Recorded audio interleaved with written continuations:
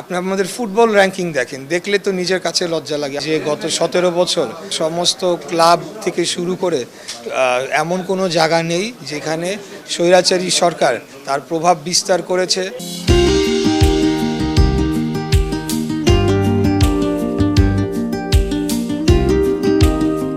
খেলাধুলার জন্য নিবেদিত প্রাণ ছিলেন সাদেক হোসেন খোকা, যিনি দায়িত্ব পালন করেছেন যুব ও ক্রীড়া মন্ত্রণালয়ে। তারই সুযোগ্য পুত্র হিসাবে ব্রাদার্স ইউনিয়ন ক্লাবের দায়িত্ব নিয়েছেন তারই সন্তান ইশরাক হোসেন। কি মনে হচ্ছে এবার ব্রাদার্স ইউনিয়ন নিয়ে প্রত্যাশা কীরকম?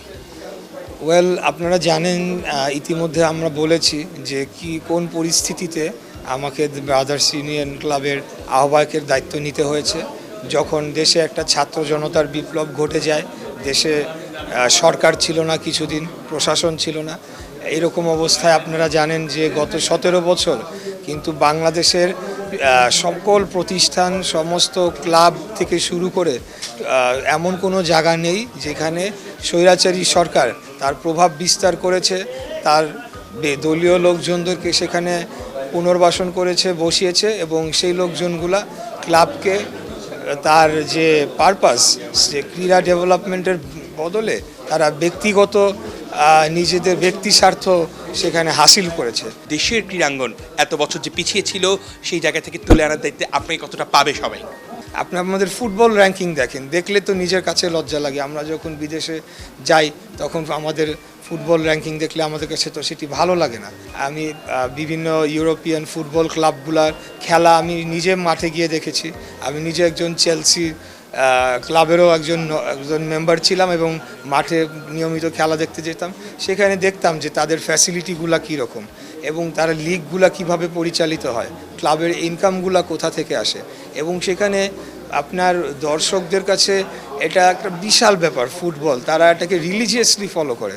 তো সেই জায়গায় যদি আমরা নিয়ে যেতে পারি ধীরে ধীরে ফুটবলকে, তাহলে আমি মনে করি যে সার্বিকভাবে শুধু ব্রাদার্স ক্লাব কেন, বাংলাদেশের সকল ক্লাবেরই একটা অপরচুনিটি তৈরি হবে।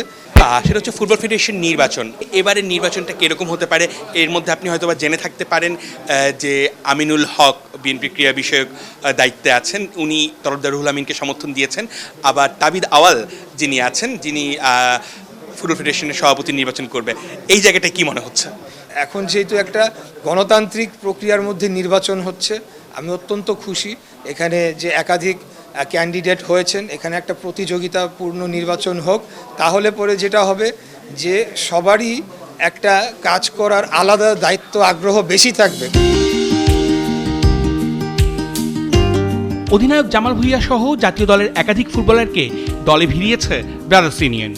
এবার লক্ষ্য নতুন উদ্যমে এগিয়ে চলা।